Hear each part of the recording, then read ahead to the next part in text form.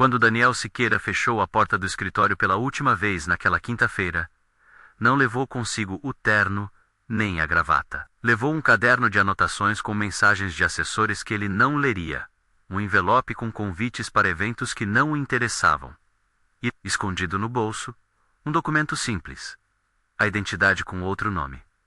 Chamava-se Rui Monteiro. Era um nome comum o suficiente para desaparecer. Era aquilo que ele queria: desaparecer. Na cidade, Daniel era conhecido por prédios que brilhavam como vitrines, por discursos em palcos iluminados, por um sorriso que abria contrato. Era também conhecido por se cansar rápido de rostos que apertavam a mão por interesse. Cansado das relações calibradas por status. Ele queria um encontro que não tivesse ata nem registro contábil. Queria uma conversa que começasse e terminasse apenas com migalhas na mesa e silêncio confortável. Por isso, marcou um encontro às cegas na estrada que levava a uma vila de poucos quilômetros do asfalto principal, onde o sinal do celular engasgava e as pessoas mediam afeto em xícaras de café. A estrada parecia uma fita de tecido solta pelo mapa curvas suaves. Matas que cediam à manhã, uma névoa miúda que brincava com o asfalto. Daniel dirigiu por horas vestindo jeans, gasto e uma camisa comum. Na mala, sapatos velhos e um pote de creme que servia para disfarçar o perfume caro. Quando o carro dobrou a última curva e o vilarejo se abriu como uma respiração, ele sentiu pela primeira vez o efeito da invisibilidade, não a da roupa, mas a de estar longe das expectativas. O café da travessa tinha uma placa pintada à mão, letras arredondadas e um desenho de um pêssego. Havia mesas de madeira com marcas de anos, um balcão que parecia guardião de segredo, e uma varanda com redes onde algumas mulheres fiavam conversa junto ao vento. Do lodo, do fora. Galinhas bicavam, crianças corriam com os sapatos no braço, e o ar cheirava pão requém, assado e lenha. No quadro negro, escrito com giz, as regras. Chegar cedo, sorrir como se fosse comilão feliz. Não deixar cliente sem um aperto de mão. Bônus por assiduidade. Era uma mistura de humor e disciplina, menos a etiqueta da vila. Ela pareceu como quem não anunciava a chegada. Entrou com passos firmes, sem cerimônia, como se a porta fosse um ponto qualquer, entre a rua e a cozinha. Marta carregava uma fronha puxada à cintura, cabelo preso num coque prático, as mãos com manchas de farinha que traíam quem ela era. Não usava luvas. Não precisava. Tinha olhos escuros e um riso que mordia as palavras com gosto de quem conhecia o valor das coisas simples. Daniel reparou nela naquilo que os observadores chamam de atenção. O jeito descompromissado com que pegou um pedaço de pão. A maneira como enrolou uma salsicha no pão, sem pensar em etiqueta. Mas foi o som de mastigar como se fosse música de trabalho, que o surpreendeu. Ela comia com uma honestidade, que parecia perguntar: por que a gente violou tanto a comida com formalidade, quando o verdadeiro prazer está nas mãos sujas e no prato vazio no final? Ele não estava acostumado a ouvir isso. Nas reuniões de alto nível, as pessoas comiam sorrateiras, mastigavam diplomáticas, sempre preocupadas com a foto que viria depois. Marta não. Ela pegou o pão, murtas, a manteiga escorrendo na borda, e atacou. Os olhos de Daniel acompanharam a cena como quem lê um verso. Margarita Menos era o nome que constava no papel do encontro. Mas ela se apresentou como Marta. E a diferença foi uma licença poética que ele aceitou, sem querer admitir. Havia molho de tomate no canto da boca quando ela sorriu numa piada. E ele sentiu, pela primeira vez, naquela saída, que havia reconhecimento.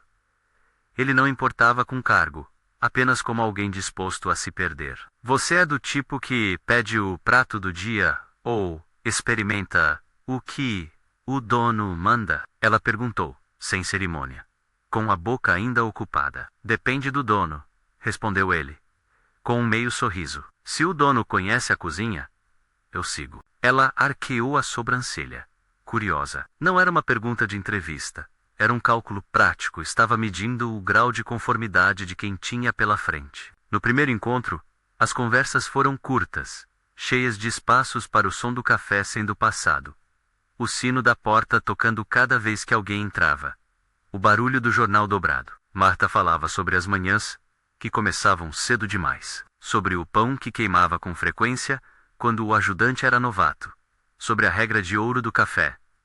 Se faltar pão, inventa bolo. E contava de um vizinho que um dia trouxe um potro gordo e acordou todo mundo. Aconteceu ali algo que nos filmes pega o público pelo estômago e não por roteiro. Uma cena de comida que desmontou qualquer construção que Daniel tinha de inteligência social. Homing out. Vestido com uma camiseta que dizia turista. Levantou-se sem pagar. Talvez tenha confundido o fato de ser uma pequena vila com permissividade. Talvez tenha sido distração. Marta levantou-se, num salto, e foi atrás dele. Não correu de maneira graciosa. Menos correu a maneira de quem trabalha com as mãos o dia inteiro. Sem ensaio. Com determinação. Tocou no ombro do homem na rua. Apontou a conta. Devolveu o troco que faltava. E sem ameaça, trouxe de volta o que precisava ser feito. Daniel se levantou também, por reflexo, não por heroísmo. A cena foi um teste simples. E Marta passou por natureza. De volta à mesa, ela pegou o pão com as mãos, sem limpar os cantos da boca, e continuou a falar, como se nada tivesse acontecido. Aqui a gente não deixa passar, disse ela enlouquecendo com o assunto do pagamento, como se falasse do tempo. Ele riu, não pela situação em si, mas por sentir que aquela era a primeira vez, em muito tempo, que estava testemunhando um gesto descomplicado. Por falta de costume, por medo, ele estava ali sem sonoridade do seu mundo. Perguntou sobre o café, sobre quem mandava e quem obedecia. Ela brincou que a verdadeira chefia era quem sabia consertar a cafeteira quando ela quebrava menos. E todos riram, pois uma cafeteira quebrada era, ali, problema de Estado. A conversa escorregou para histórias menores. A avó que ganhara de presente uma chaleira com um bico torto. O menino que aprendia a tocar pandeiro na feira. O plano de Marta de um dia abrir uma padaria de verdade, com pão de fermentação natural e mesas para crianças. Quando falou de sonhos, havia às vezes uma surpresa de ternura que amoleceu Daniel. Não era pedante nem utópico, era prático e humilde. Com pedaços de verdade, ele se viu querendo ficar. Não porque o coração pedisse casamento, mas porque a presença dela operava sobre algo que há muito fora, negligenciado, em sua rotina. O tempo certo de comer, sem pensar em conta bancária. Depois de algumas horas, enquanto a tarde baixava e o sol fazia uma teia de ouro nas janelas, Daniel se despediu com a desculpa de que o ônibus não esperaria. Na verdade, o que ele queria era não parecer mais interessado do que lhe cabia em uma primeira vez. Mentiu com habilidade. Tenho que ir, mas volto. E na calçada, observou Marta erguer a sobrancelha, como quem adivinha o fundo do traje. Ele não voltou para a cidade naquela noite. Voltou para o quarto de pensão que tinha reservado, de madeira, com cheiro de lenha e uma cortina que não combinava com as janelas. E, pela primeira vez em anos, dormiu sem receber notificações. Acordou cedo, como se tivesse reencontrado um relógio interno. Sabia que a decisão tomada ali poderia ser um capricho passageiro, ou uma mudança de rota. Optou pelo caminho mais arriscado. Prolongar a farsa. Foi um cálculo feito com pressa nos primeiros minutos de claridade. Ele preferiu ver com calma se o que sentira era por Marta ou por um fugaz momento de fuga. Na manhã seguinte, voltou ao café com uma desculpa esfarrapada. Passei por aqui por acaso. Posso ajudar hoje? Perguntou. Por baixo, se precisavam de alguém para lavar pratos ou carregar sacos de farinha. As pessoas do vilarejo olharam para ele com a tolerância de quem já viu gente vir e ir. Dona Nair, a avó, de olhar afiado, que comandava a escala de cozinheiros, com um pedaço de linha invisível, compressou os lábios e decidiu que o testaria. Temos regras, disse ela com a voz que ecoava sem elevar o tom. Aqui, o trabalho é de verdade. A regra é: chega cedo, assobia quando precisa de ajuda, e não se esquece de enfeitar o sorriso quando a cliente é rabugenta. Bônus no fim do mês. No quadro negro, alguém havia escrito com letras apressadas: revezamento. Marta -6, -10 horas. Nana, Sepulo, Sampa Empat Belas Jam. Ruiz 6, 2, 8, O ponto de interrogação foi adicionado por Daniel, mesmo quando ele pediu para se candidatar a um turno de pré-cozinha. Rui. Ali, ele escolheu o nome e, por baixo, a máscara. Era mais fácil timar-se por outro nome do que explicar que não queria ser reconhecido. O trabalho no café não era posado nem limpo. Era uma coreografia de respingos, panos, úmidos, correntes de vapor e ordens não ditas. Cômica. Daniel descobriu músculos que havia esquecido que possuía, e a humilhação inicial de ser realmente mau em algo tão rotineiro. Amassou massa de pão, com força, sem timing. Derrubou farinha em combinações que pareciam impressões digitais, e tentou falar com clientes sem a cadência de um CU café. Virava, tem mais café aí? Deu errado. Riu e foi corrigido por Nana, uma garota de 20 e poucos anos, com jeito paciente. As avós do café tinham métodos de ensino que não poupavam. Uma delas, Dona Lúcia Insonuli, a segurar o rolo de massa, como se estivesse segurando a vida menos firme, mais flexível. Outra, Dona Nair, lhe mostrou como um prato podia dizer algo sobre a pessoa que o pedia. A escolha do suco, o apetite, a pressa. Não havia mau julgamento. Havia apenas leitura. Nos primeiros dias, os tropeços viraram comédia. Ele queimou um bolo, tropeçou numa cadeira, esqueceu uma conta, ofereceu desconto quando era para cobrar. Mas também houve pequenos êxitos. Um cliente novo, sem cerimônia, elogiou um pão e perguntou o nome do padeiro. Marta respondeu com um sorriso e um com mão de quem aprende. As parceiras ofegavam comendo restos de massa, conversando sobre quem vinha na feira. Daniel sentiu que cada gesto era uma aula de chão. A vila tinha um ritmo que, para alguém acostumado aos relatórios, parecia uma canção lenta que ensinava a respirar diferente. As manhãs tinham cheiro de café e de pão. As tardes, de sombra e lã sendo trançada. Havia uma feira nas quintas, onde legumes se arrumavam em filas como se fossem pequenas notícias. Daniel aprendeu a escolher tomates. Negociou o preço de ovos com um senhor que conhecia todos os tricôs do mundo, e descobriu que o modo como uma vendedora cortava a banana dizia algo sobre o mercado daquele dia. Marta ria dessas observações com uma naturalidade que o fez sentir-se inexperiente de si mesmo. No segundo fim de semana que passou ali, o vilarejo se reuniu ao redor de um nascimento esperado. Um potro que devia nascer no estábulo da família Diago. O homem que consertava telhados e passava a tarde bebendo café sem pressa. A notícia espalhou sei como pólvora de curiosidade. O potro, disse-se, vinha forte, e poderia mudar a sorte do pequeno aras comunitário para uma vila. Um filhote saudável era como a promessa de uma safra melhor. Marta trabalhou no café, mas, a cada pausa, voltava ao estábulo, limpava as mãos e tagarelava com os animais. Demonstrou uma afeição que ia além do mero amor por bichos. Aquilo era pertença. Daniel foi com ela no fim do dia, enrolado numa jaqueta que cheirava a lavanderia cara e insegurança. O nascimento aconteceu sob o céu espesso. Havia lânternas, amigos em volta, a respiração coletiva do lugar. O potro veio com um som desesperado e tímido, como um clarim de início. Marta estive olhe, mós na pala, olhos na criatura, sem grande romantismo, nem deslumbramento melodramático. Menos apenas um trabalho de cuidado. Quando a mãe aceitou o filhote lambeu, o vilarejo soltou um alívio que parecia a música de um sino. Naquela noite, depois que as vozes se acalmaram, Marta e Daniel ficaram ao lado do estábulo. Havia uma calma que permitia conversas curtas e sinceras, onde o que não era dito era tão valioso quanto o dito. Ele sorriu e disse coisas vagas, frases de apreço, palavras que aprendeu a pronunciar sem muito treino. Ela respondeu com honestidade. Falou de medos práticos. O café que às vezes não pagava as contas, a necessidade de manter as portas abertas, a incerteza sobre os jovens que iam embora. Não pediu ajuda. Contou o que era. Ele, por dentro, começou a desenhar planos que não podiam existir. Analisava tudo com a cautela de um homem que, anos atrás, transformara problemas em planilhas. Pensou em trocas. Gestão para pão. Estratégia para modo de tocar um negócio, que era mais de gente do do que de lucro.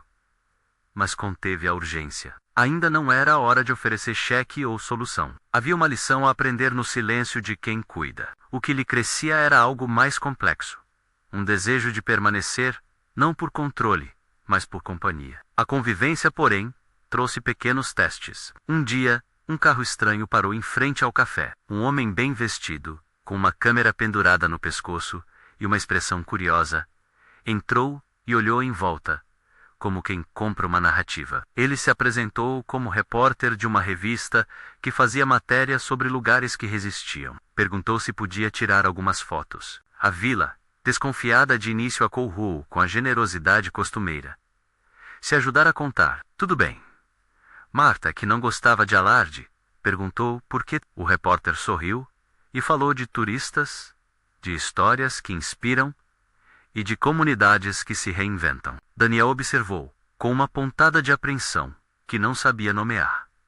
A câmera era uma pequena ameaça. Imagens carregam o mundo urbano para o vilarejo, com a velocidade de uma folha ao vento. Ele pensou em segurança, em como pequenas fotos poderiam revelar rostos para o olhar alheio. Não imaginou, naquele momento, que seu próprio rosto poderia ser o problema. Ele guardou o celular no bolso e tentou permanecer invisível. Mas a invisibilidade é frágil quando se escolhe usá-la. Ao final de uma semana inteira de trabalho, em que falhas e pequenos acertos diurnos o haviam humanoizado aos olhos do grupo, Daniel percebeu que sua mentira era mais pesada do que imaginara. O rótulo Rui já não lhe cabia bem. Ele percebia a dor ao se perguntar quanto tempo podia sustentar a farsa antes de se tornar alguém que causaria feridas. Perguntava-se se o que sentia por Marta podia sobreviver à verdade quando viesse. As respostas não vinham em relatórios. Foi naquela tarde, de volta ao café depois de fechar a cozinha, que uma coisa pequena, aparentemente insignificante, ameaçou derrubar o castelo de papel que ele havia construído. Ao recolher um pano sujo no balcão, Rafael, o homem que ajudava com a limpeza e que agora o via como colega, apontou com a mão para algo brilhante no canto do chão. Um cartão. Não era qualquer cartão. Era um cartão com acabamento espesso, com o nome bem desenhado: Daniel Siqueira, diretor executivo.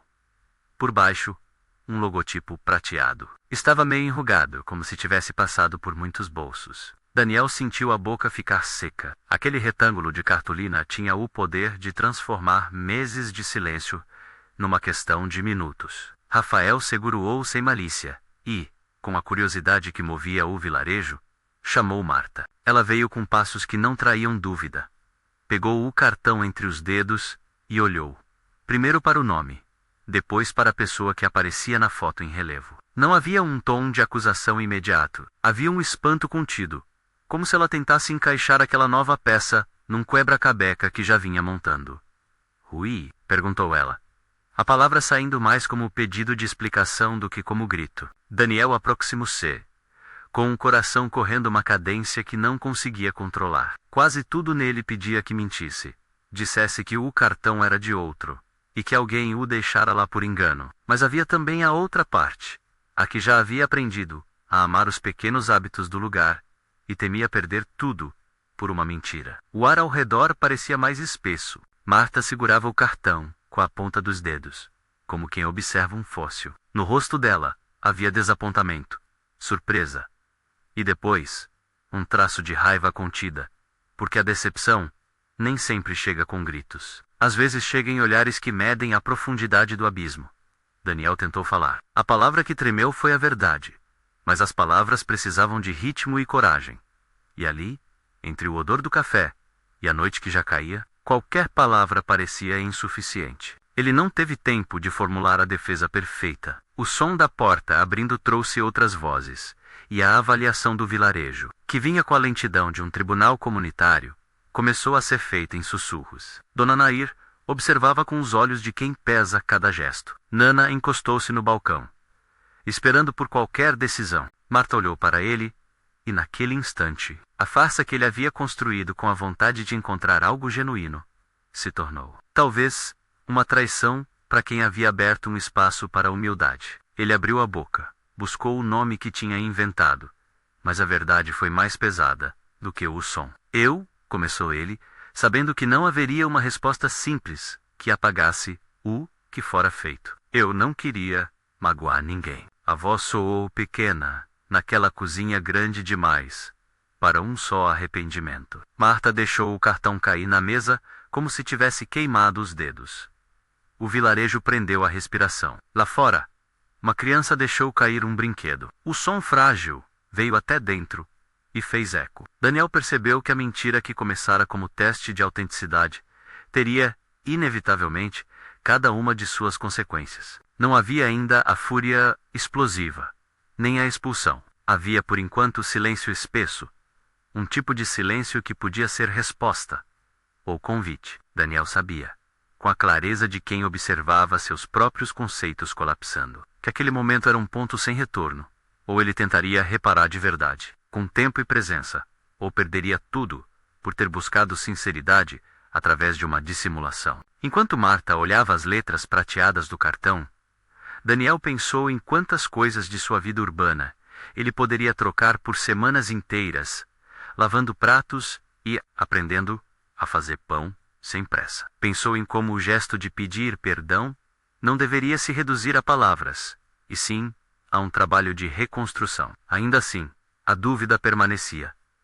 Será que um gesto seria suficiente? Será que respeito se reconstrói com gestos públicos?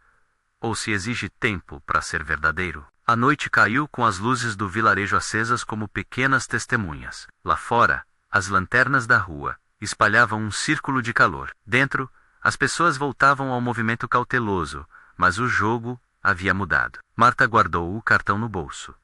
E sem olhar para ele, guardou também para si a possibilidade de resposta. Daniel ficou parado, sentindo que cada passo a partir dali exigiria mais do que desculpas.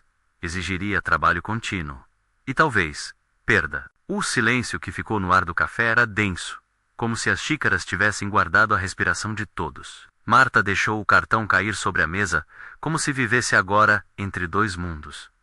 O que vira e o que escolheria acreditar. Daniel, com o rosto à mostra, sentiu pela primeira vez o peso do que significava trair uma confiança que nascera da simplicidade. Não havia plateia, somente o vilarejo inteiro enxergando algo que ele mesmo não ousava enfrentar. Ele falou primeiro porque entender que o silêncio também magoava era menor que entender o estrago da mentira. Falou com uma voz que não teve o disfarce de conselhos corporativos. Falou baixo, desarticulado às vezes, honesto quando possível. Eu vim porque queria saber se ainda existia algo que não se mede em conta. Eu criei uma armadura para não ser reconhecido.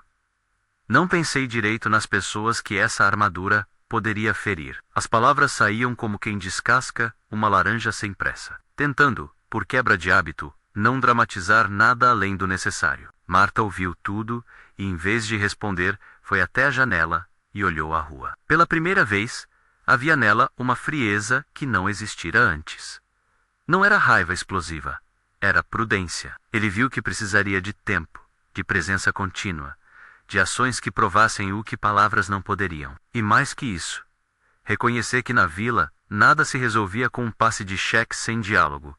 O que, justamente, ele havia aprendido entre as primeiras manhãs, rachando o pão. As horas seguintes foram feitas de pequenas decisões que pareciam medidas para uma longa estrada. Ele decidiu, então, e ali, ocupar o lugar que a vila lhe concedera. Ficou porque sabia que ir embora significaria que preferira o conforto do anonimato do que enfrentar as consequências. Ficou também porque, no fundo, sentia que não fora só a comida dela que o conquistara. Fora a honestidade, o risco de confiança mútua. Ficou porque precisava transformar o remorso em trabalho. Os primeiros dias após a descoberta foram marcados por distância. Marta fez o mínimo que a decência permitia menos. Falava com ele quando o calor do trabalho exigia. Colocava pratos à frente, mas guardava uma linha que não cruzava. As avós, sábias e duras no seu próprio código, observavam e abanavam as cabeças. Dona Naira, em particular, explicou com uma mão no avental. Quem quebra a confiança tem que mostrar com trabalho. Não adianta falar não.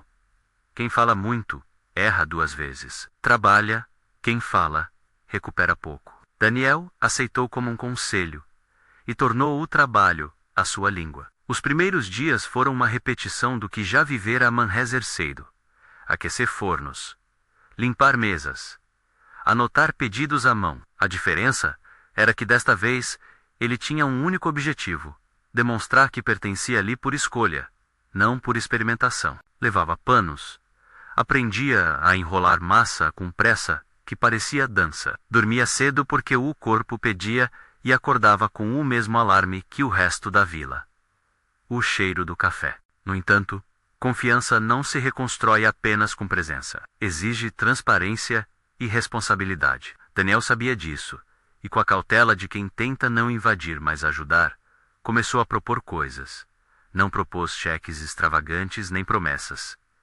Sem base, propôs organização, treinamento e ferramentas que o café precisava. Sentou com Marta e com as avós, e com o menu do café aberto como um mapa, foi apontando necessidades: estoque mal controlado, desperdício, poucas variações no cardápio que poderiam atrair clientes na feira, falta de um plano para dias de mais movimento. Ofereceu também a experiência que tinha: contatos com fornecedores, conhecimento de fluxo de caixa, estratégias para gestão de turnos que respeitassem os ritmos locais. Marta ouviu com atenção, por vezes cética. A experiência lhe ensinara a desconfiar de soluções prontas. Ela não queria repetir o erro que vira em jovens que prometiam reviravoltas e sumiam no primeiro inverno. Pediu garantias que não tivessem a ver com dinheiro, mas com autonomia. Não aceitaria que o café se tornasse propriedade de alguém da cidade, apenas porque a conta bancária fosse bonita. E pediu uma condição que soou quase infantil, mas era fundamental. Queria que qualquer proposta fosse aprovada em assembleia do vilarejo, com voto dos moradores que viviam e trabalhavam ali, inclusive os avós e os meninos da feira. Daniel aceitou. A aceitação foi o primeiro ponto concreto de sua reparação. Abriu mão da pressa e do controle. Juntos, marcaram uma reunião, o tal Conselho do Café, que reuniria as vozes locais para decidir Democratic Comment, o futuro do lugar. A presença dele na mesa era permitida, mas sem poderes executivos. Ele seria um colaborador e consultor, com responsabilidade de prestar contas claramente. A assembleia foi um banho de humanidade. O povo da vila falou sobre amor ao café, sobre o risco de perder o endereço onde casaram, sobre receitas guardadas em cadernos manchados pelo tempo. Um senhor que vendia ovos lembrou das tardes em que o balcão havia sido o hospital das primeiras horas de um casamento. Uma jovem falou do sonho de transformar a varanda em espaço musical nas noites de sábado. Marta, com a voz firme, contou o que precisava e o que temia. Daniel escutou, sem interrupção, e apresentou propostas práticas. Um quadro de escala renovado, com incentivo de presença. Um livro financeiro simples, treinamento para preparar ao menos 2 opções novas por semana, e um fundo mínimo, para a emergência menos, que seria gerido pela comunidade, não por ele. O vilarejo votou, e por maioria, aceitou o plano. Mas houve condições duras. Daniel deveria pôr 6 meses, cumprir um turno mínimo por semana, participar das reuniões, e abrir mão de qualquer assinatura isolada que permitisse decisões sobre propriedade. Se falhasse, o acordo cessaria, e todas as iniciativas voltariam ao estado anterior. Ele aceitou assinar em carta simples, com as avós assinando ao lado, com a letra miúda de quem escrevera metade da história do lugar. E foi assim que começou um novo capítulo.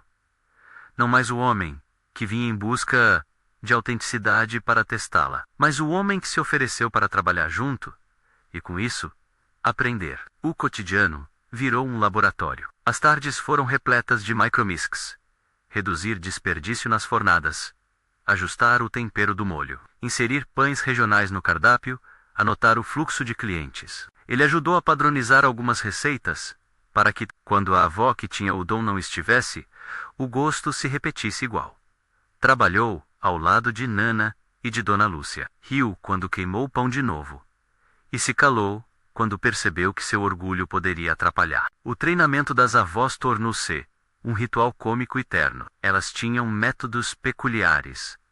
Quem não agitasse o coador como mandado levava bronca. Quem não dobrasse o guardanapo do jeito certo fazia o turno do próximo sábado. Daniel, com jeito atrapalhado, aprendeu a segurar uma espátula, a carregar bandejas e a interpretar os sinais do cliente cansado, que queria apenas um lugar para se esquecer do relógio. As avós, por seu turno, usaram humor e paciência para quebrar a última camada do seu orgulho. Dona Nair, com um olhar que misturava cobrança e compaixão, repetia: a gente não quer que você vire o patrão daqui. Quer é que a gente saiba costurar aqui um futuro que dure mais que sua conveniência. Em maio a isso, pequenos episódios testaram a sinceridade do compromisso. Um dia, uma inspeção sanitária surpresa apareceu na vila menos nada grave, mas o suficiente para provocar ansiedade. O inspetor anotou pequenos problemas. O armário de produtos estava fora de ordem. Um balde esquecido sob o balcão acumulava umidade. Alguns moradores, preocupados com multas, cogitaram fechar por horas. Daniel, sem papéis para assinar nada complexo, assumiu a linha prática. Chamou um rapaz da cidade que conhecia e que fazia manutenção. Pagou uma ajuda técnica com seu próprio bolso para consertar a tubulação que afetava a pia. Mas, crucialmente, o dinheiro saiu depois reembolsado pelo fundo comunitário. A ideia foi de Marta. Se ele ajudava com força e recurso, que fosse com contrapartida, não queria favores. Esse equilíbrio foi fundamental. Daniel aprendia que a confiança pedida precisava vir acompanhada de humildade. Ele deixou o celular guardado durante as horas de pico no café e pediu aos amigos da cidade que evitassem publicar fotos do lugar. Sabia que a exposição poderia deformar o ritmo. Em vez de autopromoção, passou a ser o tipo de pessoa que desaparecia quando algo precisava de trabalho. Enquanto isso, a notícia da identidade dele já havia chegado à cidade. Algumas matérias de fofoca tentaram explorar a história. Um CEO que se passava por pobre para conquistar uma mulher. Havia comentários predispostos a transformar tudo em escândalo. Daniel, porém, havia decidido que não reagiria publicamente. Em vez disso, ele usou influência para proteger. Vetou uma reportagem sensacionalista por um ato de cortesia profissional com um jornalista amigo. Não por ceder, mas por explicar que, se houvesse notícia, queria que fosse sobre o café, não sobre sua vida. E isso também foi visto com desconfiança, menos havia quem pensasse que tudo ainda era manobra. Confiança, repetia-se na vila, demora a nascer. O teste maior veio quando alguém da cidade, um empresário interessado em ampliar uma pousada na região, apareceu com uma oferta concreta: comprar o terreno do café e transformar tudo em um empreendimento moderno, prometendo renda e clientes. Havia embutida naquela proposta a tentação real de lucro e um risco enorme de perda de identidade para o vilarejo. Algumas pessoas, assustadas com a economia tênue, começaram a considerar. Iago, o homem do Aras e do nascimento do potro, argumentou cautelosamente: se vierem com dinheiro e promessa, a gente pensa. Às vezes a gente precisa da sorte. Marta reagiu como esperava-se, firme e mista de raiva e medo.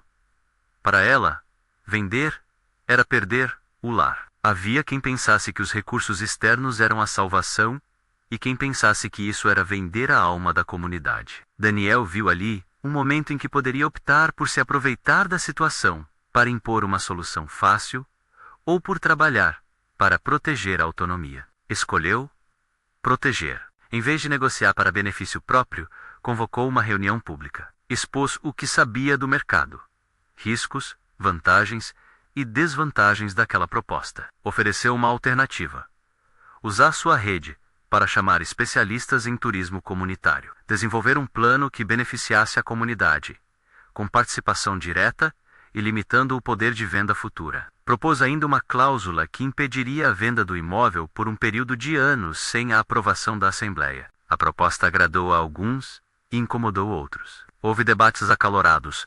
O vilarejo discutiu uma aldeia inteiro com quem tinha medo e quem tinha esperança. No fim, votaram. A Assembleia resolvera não vender. Em vez disso, aprovou a busca por modelos de parceria que garantissem a permanência da comunidade como detentora das decisões. Daniel, entre atendimentos e justificativas, passou a ser útil de um jeito inesperado.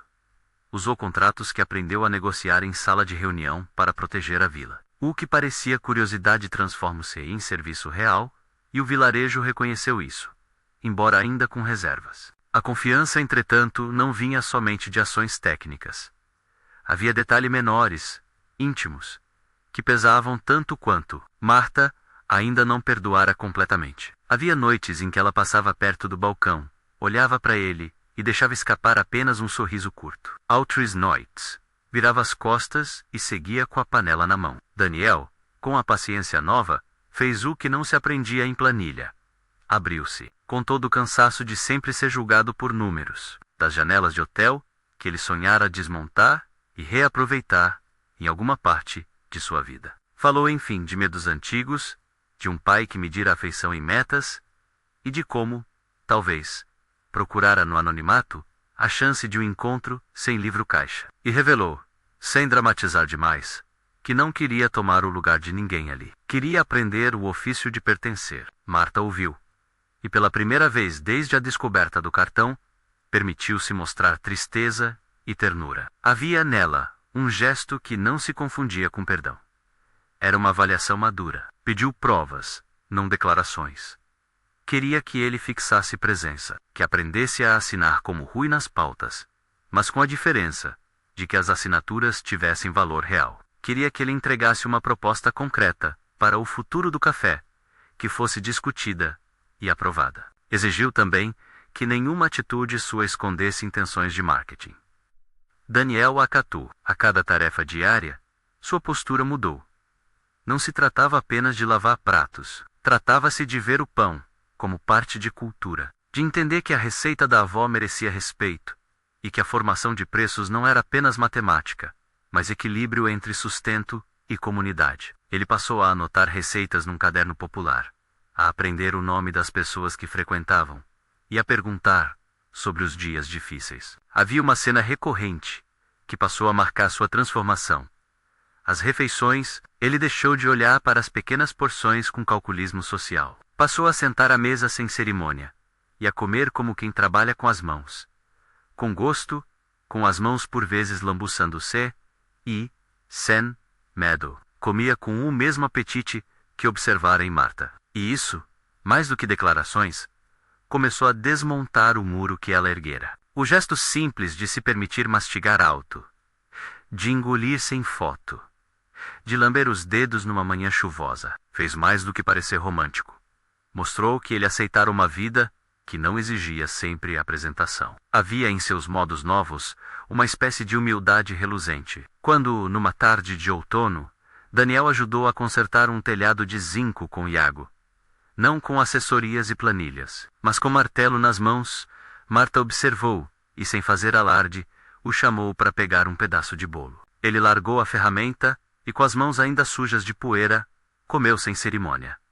Ninguém riu. Alguns, ao contrário, sorriram com ternura. Ela, por fim, permitiu-se apoiar o queixo na palma da mão e olhá-lo. Não foi um retorno em forma de perdão.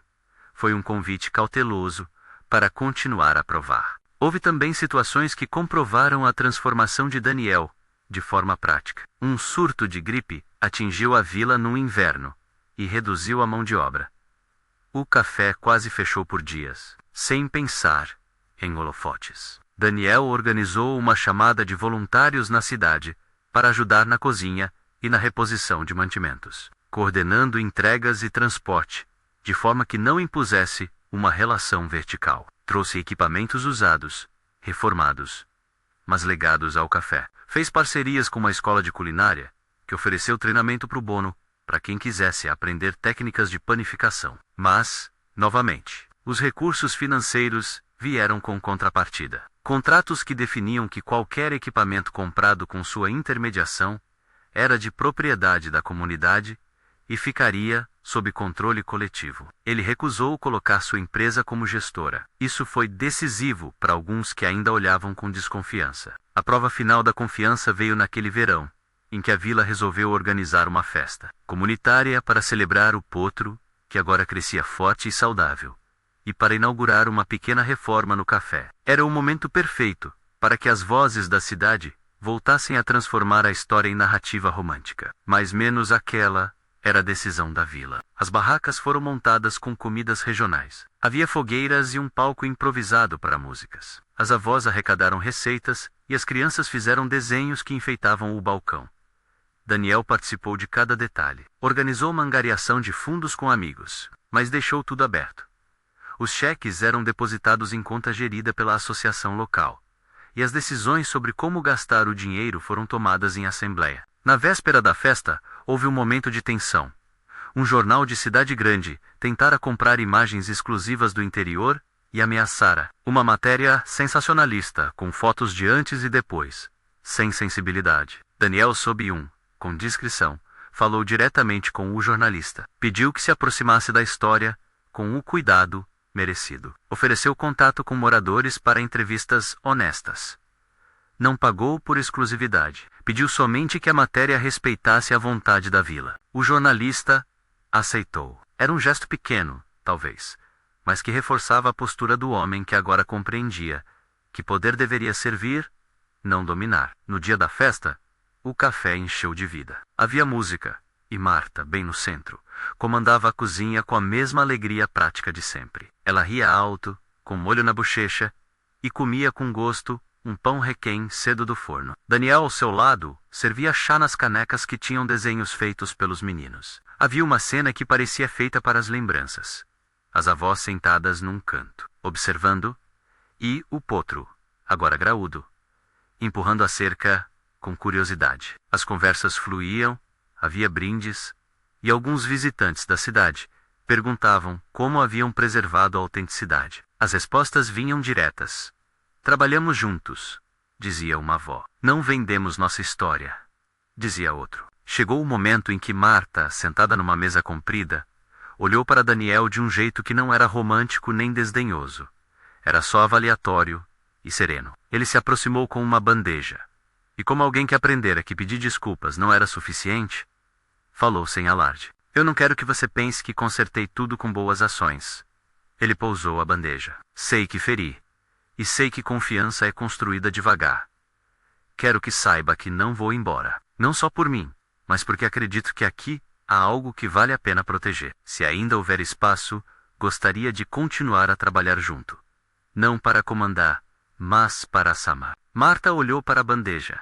Olhou para os olhos dele. Havia entre eles um passado recente que não se dissolvia por frases, mas havia também um futuro, tangível, que havia sido construído dia a dia. Ela sorriu, dessa vez mais aberta, e respondeu: Vamos ver se você aguenta 6 meses sem enrolar meu pão. Era quase provocação, quase convite. Ele riu, aliviado, e aceitou. O riso foi um sinal do que podia vir a ser. Não era promessa de felicidade eterna. Era assinatura de continuidade. Ao cair da noite, enquanto a festa terminava em pequenas fogueiras e pessoas cantando à volta, Marta e Daniel caminharam até o estábulo, onde o potro dormia sob a vigilância do sulco de outros tempos. Falaram de futuro sem planos megalomaníacos. Ela queria uma padaria com massa natural, mesas onde crianças pudessem rabiscar. Ele sugeriu cursos para jovens e uma pequena pousada com quartos que valorizassem o artesanato local. Conversaram de forma prática, quase burocrática, e riram de propostas que eram mais sobre cuidado do que sobre lucro. Os meses seguintes foram um exercício de prova contínua. Houveram tropeços. Um fornecedor atrasou a entrega.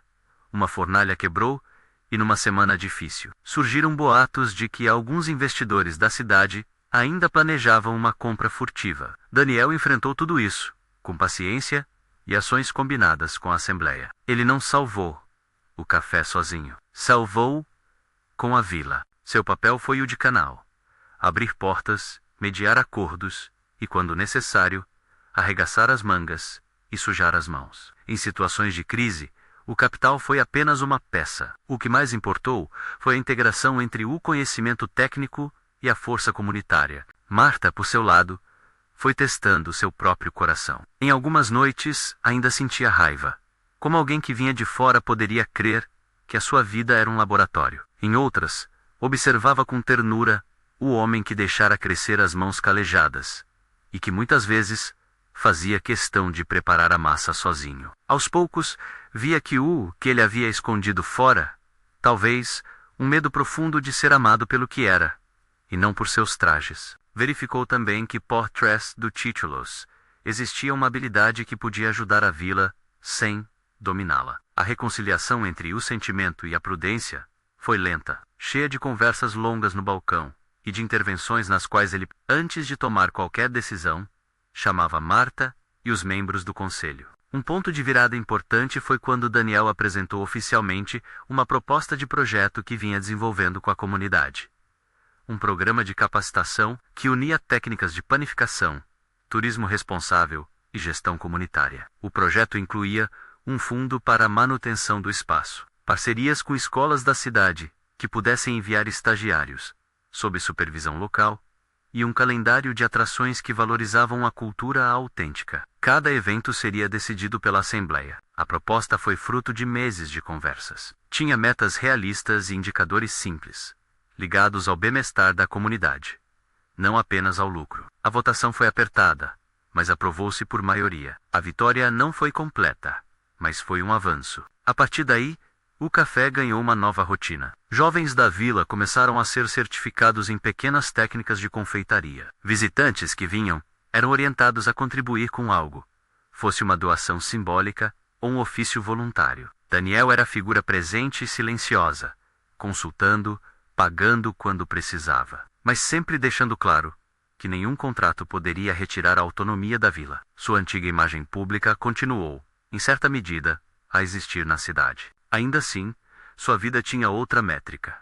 As conversas reais, o riso com farinha na cara, e os olhares que agora se trocavam sem máscaras. A relação entre Marta e ele amadureceu num compasso feminino e cauteloso. Existiu, evidentemente, aquele momento final em que ela pediu que ele comprovasse com um gesto simbólico e prático o que havia prometido. Assumir a coordenação de um programa de estágio na próxima primavera, com alunos que aprenderiam não só técnicas, mas a ética do trabalho comunitário. Ele aceitou, com alegria e respeito. O gesto menos coordenar, ensinar e aprender ao mesmo tempo, foi mais do que satisfação pessoal. Coincidiu com o propósito que ele buscara quando voltara pela estrada.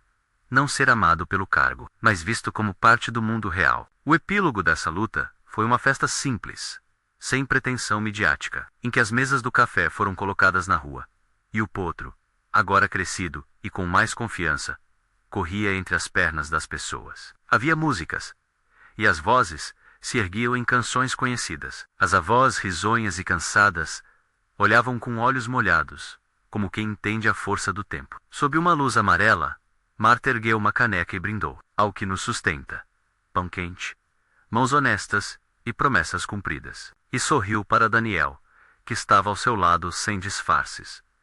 Contente de ter aprendido que existir numa comunidade é aceitar limites e dividir responsabilidades. Não houve cenário de final cinematográfico, com assobios e fogos. Houve, sim, uma sensação de continuidade, que é, talvez, a melhor forma de amor: o compromisso cotidiano. No fim, o que mudou não foi só a vida do café, mudou a vida dele. Ele deixou de ser um homem que julgava solucionar com soluções prontas e se tornou alguém que entende que o valor de um lugar se mede na soma das coisas pequenas: a panela que chia ao fogo certo, a risada que interrompe uma tarde chuvosa, a boquê ensina a ajustar sal. Marta continuou a comer como quem abraça a vida, com as mãos às vezes, com a boca cheia de molhos, sem medo do riso alheio.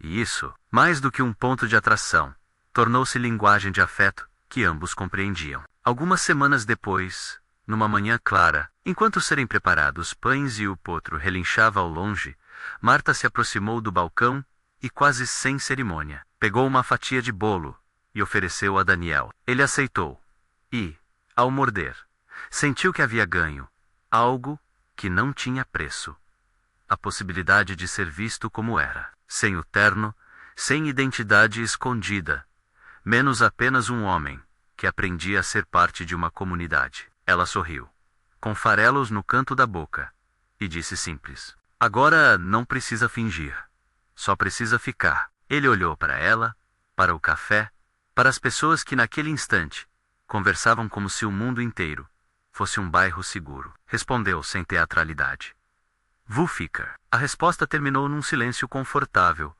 cheio de possibilidades. E no som alegre de uma vila que sabe, no fim das contas, cuidar do que é seu.